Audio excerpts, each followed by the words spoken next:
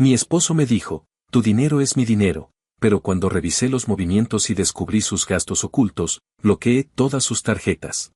Yo sí tenía derecho legal, él no. Cuando me casé con Mark pensé que al fin había encontrado a alguien con quien podía construir una vida tranquila, sin dramas innecesarios y sin esos juegos estúpidos que veía en otras parejas.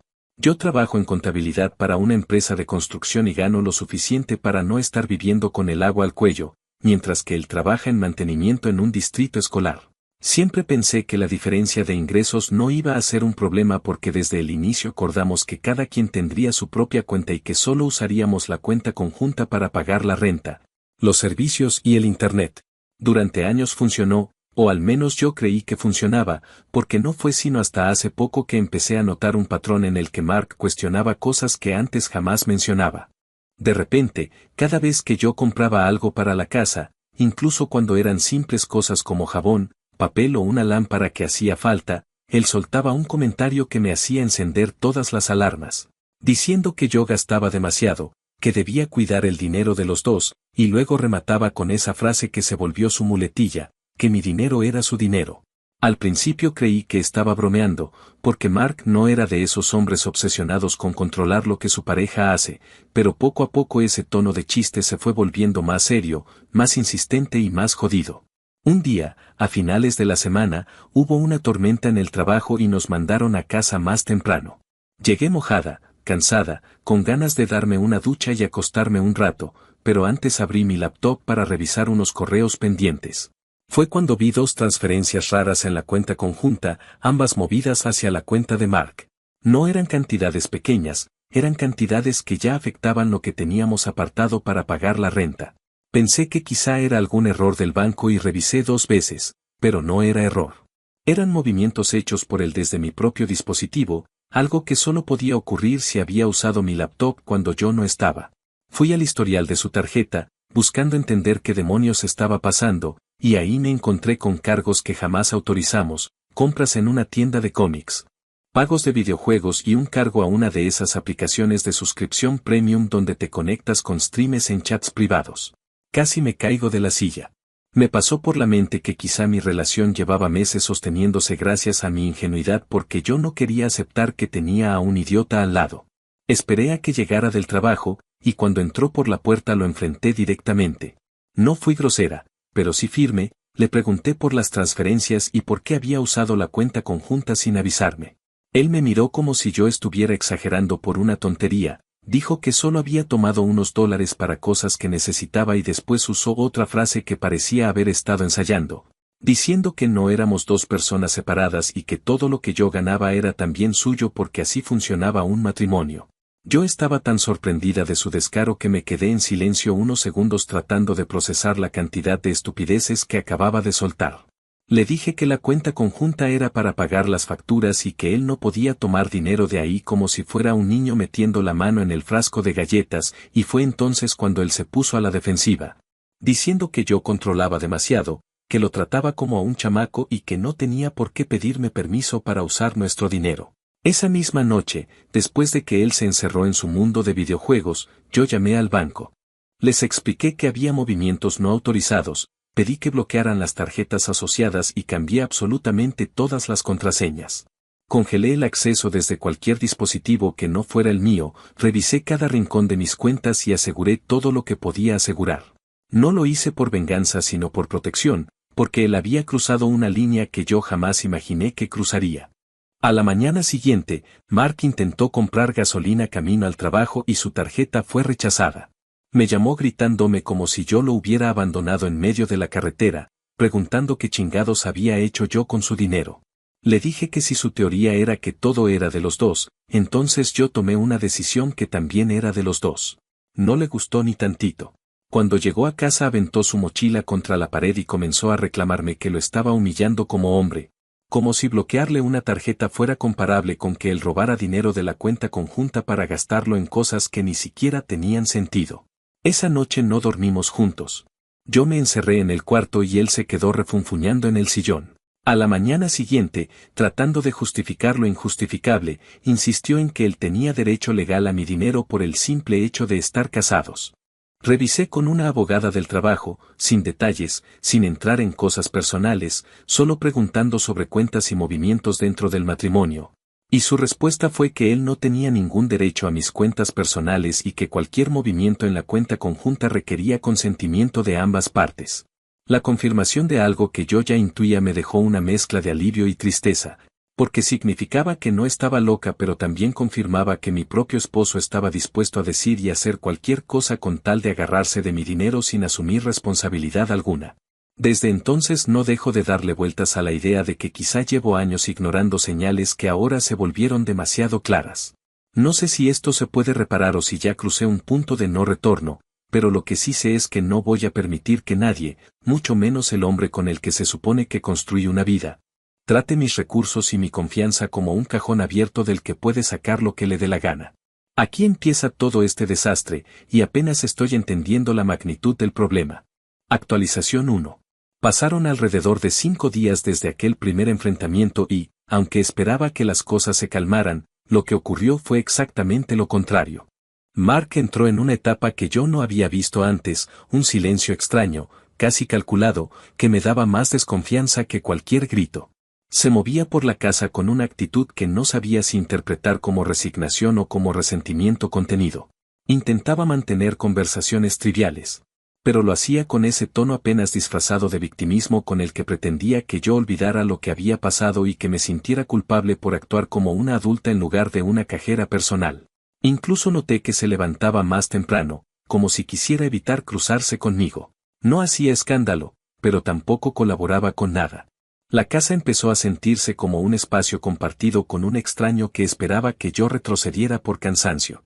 Un par de veces intentó sugerir, usando ese tono que él cree que es amable pero que en realidad suena condescendiente, que a lo mejor ya era hora de desbloquearle las tarjetas porque necesitaba gasolina y comida para llevar al trabajo. Le respondí que podía comprar gasolina con su propia tarjeta personal y que comida había en la casa si quería prepararse algo. Puso esa cara que usa cuando se siente ofendido por cosas que no deberían ofender a nadie y dijo que yo no entendía que él tenía gastos, que estaba poniéndole la vida imposible. Yo me limité a recordarle que la vida complicada la había creado él cuando decidió usar la cuenta conjunta para pagar cosas que no tenían nada que ver con gastos de la casa y mucho menos con acuerdos entre los dos. Esa frase lo dejó callado, porque sabía que no tenía cómo rebatirla sin volver a quedar expuesto, pero aún así siguió actuando como si yo estuviera cometiendo una injusticia personal. Lo que me terminó de sacar de quicio fue una tarde en la que intenté, por última vez, tener una conversación adulta sobre lo que había pasado. Le expliqué con toda la calma que pude que más allá del dinero, el problema era la falta total de respeto y de límites. Le dije que yo no podía vivir con alguien que decide de manera unilateral que tiene derecho a mis recursos solo porque comparte techo conmigo. Él escuchó, o al menos fingió hacerlo, y luego me salió con la excusa más estúpida que ha usado desde que lo conozco. Dijo que todo se había salido de proporción porque yo me había puesto demasiado sensible y que si él había usado la cuenta conjunta era porque quería sorprenderme con un regalo, aunque no supo decirme cuál ni explicó por qué ese supuesto regalo incluía pagos a una aplicación de chats privados. En ese momento me di cuenta de que no solo estaba mintiendo, sino que además me estaba tomando por estúpida. Esa misma noche revisé de nuevo los movimientos bancarios porque algo no me cuadraba. No era normal que estuviera tan insistente con recuperar sus tarjetas si realmente no tenía nada más que esconder. Encontré un intento de acceso fallido desde un dispositivo que no reconocía y sentí una mezcla de rabia y miedo al pensar que quizá había intentado entrar otra vez usando mis credenciales antiguas. Eso confirmó mis sospechas de que su silencio no era resignación sino estrategia. Él estaba esperando que yo bajara la guardia para volver a hacer exactamente lo mismo que ya había hecho. Al día siguiente confronté el tema de los pagos a la aplicación. Le pregunté directamente qué carajo estaba buscando ahí y por qué pensó que podía pagar mujeres para que hablaran con él mientras a mí me decía que yo era la irresponsable con el dinero. En lugar de asumir lo que había hecho, comenzó con ese discurso barato de que solo era entretenimiento, que todos los hombres lo hacen, que no significaba nada. Lo dijo como si yo estuviera exagerando por no querer que mi esposo gastara el dinero destinado a la renta en conversaciones privadas con desconocidas. Trató de minimizarlo a tal punto que me hizo cuestionar en qué momento alguien tan básico se había instalado en mi vida. Yo le respondí que no se trataba de celos, que no me interesaba perseguirle la vida afectiva porque ni siquiera tenía la energía para eso, que lo que realmente me dolía era su capacidad de mentir y de usar dinero compartido para mantener un comportamiento que sabía perfectamente que iba a ocultar. Sentí que hablaba con una pared. Esa discusión terminó con él llorando de manera exagerada, como si estuviera en una audición para un papel dramático. Se tiró al sillón, se tapó la cara con las manos y repitió una y otra vez que él no era un mal hombre, que estaba confundido, que necesitaba comprensión, no castigos. Yo lo observaba sin decir nada, entendiendo por fin que cada gesto suyo estaba dirigido a hacerme sentir culpable por sus acciones. No había una sola pizca de arrepentimiento, no había comprensión de la gravedad de lo que había hecho, solo había una especie de infantilismo emocional que esperaba que yo me encargara de sostener. Me fui a dormir al cuarto sin decirle nada. No tenía energía para más. 2 días después intentó hacer algo que me dejó helada. Recibí un correo del banco advirtiendo que se había intentado hacer una solicitud de una nueva tarjeta de crédito conjunta donde él figuraba como solicitante principal y yo como coaplicante. Eso no solo fue un intento, sino que requería mi información personal, lo que significaba que había usado mi número de seguro social y mis datos sin mi consentimiento. Me quedé completamente inmóvil por un momento, tratando de procesar que el hombre con el que vivía acababa de cruzar una línea que ya no tenía vuelta atrás. El único motivo por el que esa tarjeta no se aprobó fue porque yo había congelado mi crédito unos días antes por precaución. De no haberlo hecho, él habría abierto una línea de deuda a mi nombre sin que yo supiera nada. Cuando llegó del trabajo, lo confronté con ese correo en la mano. No me sorprendió que lo negara al principio, diciendo que quizá había sido un error del banco o que alguien más había usado su información. Pero cuando le dije que la solicitud llevaba mi nombre, mis datos, mi dirección y hasta mis ingresos aproximados, se quedó sin salida. Cambió la táctica inmediatamente y dijo que lo había hecho por el bien de los dos, que quería construir crédito juntos, que era algo que muchas parejas hacían. Su explicación me pareció tan absurda y tan fuera de la realidad que ni siquiera pude enojarme de inmediato. Solo sentí un cansancio profundo. Le dije que si realmente hubiera querido hablar de construir crédito, lo habría hecho de frente, no a escondidas usando mis datos personales. Él respondió con su frase favorita, diciendo que yo era dramática, que exageraba todo, que nada de eso era tan grave. Sentí algo romperse dentro de mí. No era rabia, era claridad. Esa noche le pedí que se fuera del departamento. No grité ni hice escándalo, solo le dije que necesitaba espacio y que él no podía quedarse ahí después de lo que había intentado hacer. Lo vi agarrar algunas cosas mientras me lanzaba miradas que parecían pedir compasión, pero yo estaba demasiado cansada para sentir algo que no fuera determinación. Se fue a un motel cercano y no volvió a escribir hasta el día siguiente, cuando comenzó a enviarme mensajes donde alternaba entre insultos velados y súplicas para que lo dejara volver. No respondí ninguno. Ese mismo día hablé con una abogada de verdad, no con los consejos casuales de la oficina. Le expliqué la situación desde el principio, incluyendo el uso no autorizado del dinero, los intentos de acceso y la solicitud fraudulenta. Ella me dijo que lo que él había hecho no solo era motivo suficiente para separarme legalmente, sino que podía considerarse intento de fraude financiero. Me habló de mis opciones con calma, sin presionarme, pero dejando claro que este tipo de comportamientos no desaparecen solos. Salí de esa reunión sabiendo que esta historia ya no era sobre el dinero, sino sobre la absoluta pérdida de confianza en alguien que, en teoría, debía ser mi compañero. Todavía no sé qué paso quiero dar, pero algo sí quedó claro, él ya no tiene un lugar seguro dentro de mi vida. Actualización 2. Había pasado un poco más de 3 semanas desde que Mark salió del departamento con esa mezcla de indignación y súplica que usaba cada vez que la realidad no se acomodaba a sus caprichos. Para entonces, la calma que al principio sentí se había ido convirtiendo en una atención constante, casi un estado de alerta que nunca antes había tenido. No era miedo, sino la conciencia de que estaba tratando con alguien que ya había demostrado que podía cruzar límites sin pensarlo 2 veces. Durante esos días, él había estado enviando mensajes que oscilaban entre pedirme perdón, acusarme de ser una exagerada, repetirme que todos los matrimonios pasan por momentos difíciles y tratar de convencerme de que yo estaba destruyendo un hogar por un simple malentendido. Lo ignoré casi por completo, aunque leía cada mensaje con esa mezcla de frustración y desgaste que te queda cuando ya no existe un puente posible entre 2 personas que hablan lenguajes distintos. No sé en qué momento empezó el cambio, pero de pronto noté que sus mensajes se volvieron menos insistentes y más calculados. Ya no había súplicas desesperadas, sino frases más estratégicas, como si estuviera tanteando terreno para ver por dónde podía volver a meterse en mi vida. Fue durante esa transición cuando empecé a notar ciertos movimientos extraños en mis alertas bancarias.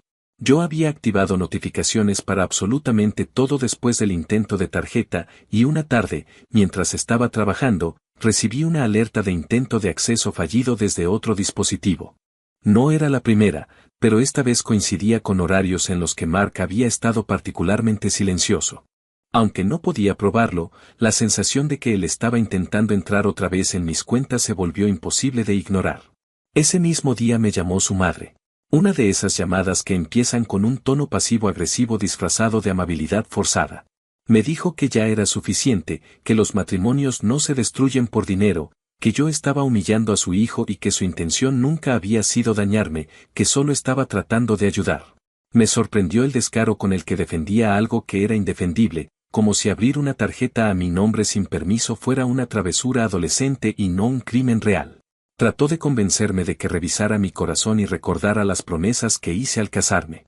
Le respondí que recordaba perfectamente las promesas, pero que Mark había roto cada una de ellas mucho antes de que yo bloqueara una sola tarjeta. Ella se indignó, me acusó de ser fría y de estar influyendo en su hijo para volverlo un hombre triste y desconectado. Después colgó bruscamente como si así pudiera ganar la discusión. No volví a saber de ella. Ese fin de semana ocurrió lo que terminó de sellar mi decisión.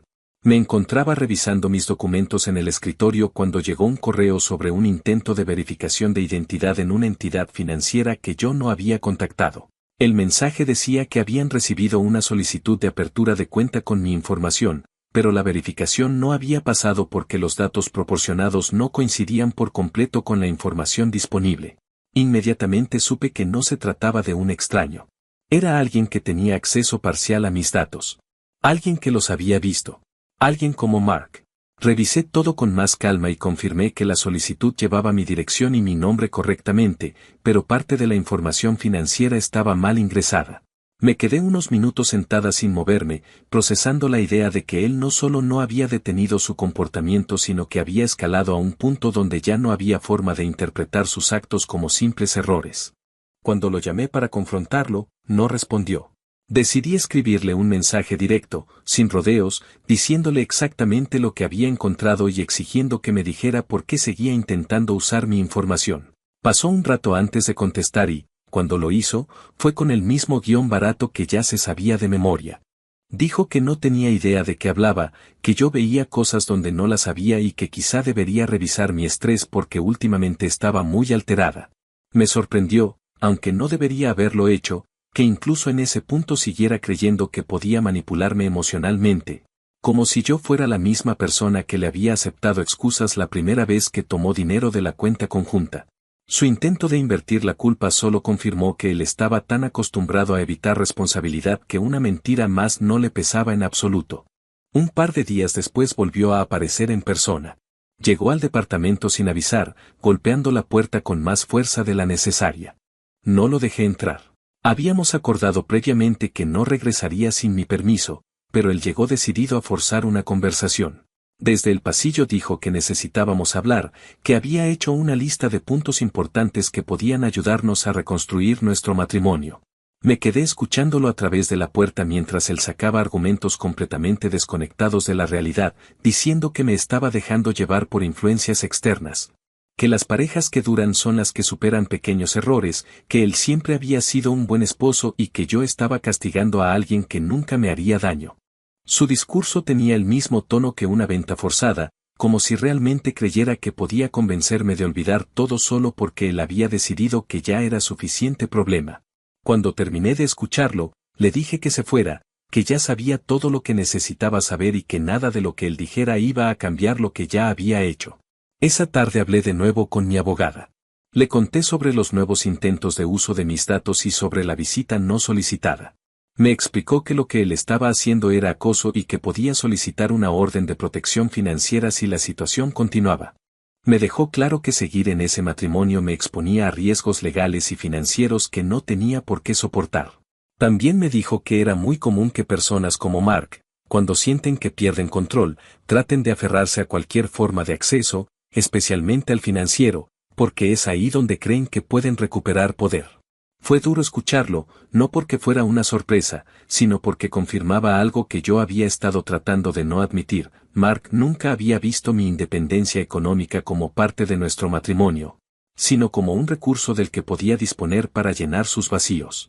Con el paso de los días comencé a sentir que la presencia de Mark, incluso a la distancia, seguía intentando colarse por cualquier grieta. Me di cuenta de que, aunque ya no vivía conmigo, aún estaba acostumbrado a un papel en mi vida que él creía tener por derecho. Lo veía en los mensajes donde me decía que me iba a arrepentir, en los intentos de culpabilizarme, en su necesidad constante de hacerme dudar. Pero lo que más me marcó fue algo que me escribió una noche, casi a medianoche, diciendo que yo no sabía lo duro que era ser un hombre en un matrimonio donde la mujer quiere controlarlo todo. Esa frase me confirmó que para él esto nunca había sido un problema de dinero ni de límites. Era un problema de ego. Un ego herido porque yo ya no estaba dispuesta a seguirle el juego. A partir de ese momento dejé de pensarlo como un conflicto temporal. Dejé de buscar soluciones intermedias. Finalmente entendí que este no era un desajuste ocasional en un matrimonio estable, sino un patrón que había estado creciendo silenciosamente y que yo no había querido ver por completo hasta que se volvió imposible de ignorar. Había una línea muy clara entre las discusiones normales de pareja y los intentos deliberados de controlar a otra persona usando manipulación, dinero y mentiras. Y Mark la había cruzado más de una vez. Fue entonces cuando tomé la decisión definitiva. Pedí a la abogada que avanzara con los documentos necesarios. No me tembló la voz cuando le dije que no quería esperar más. No se lo conté a Mark de inmediato porque no sentía que le debiera una explicación adicional. Ya había tenido suficientes oportunidades para arreglar las cosas y cada una la había utilizado para hundirse más en su propia versión conveniente de los hechos. La claridad de la separación fue extrañamente liberadora. Era como salir de una habitación donde el aire llevaba semanas viciado sin que yo me diera cuenta de cuánto me estaba afectando.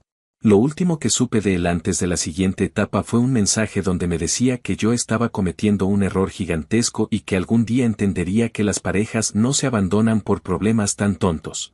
Lo leí una sola vez, apagué el teléfono y decidí no dedicarle un pensamiento más.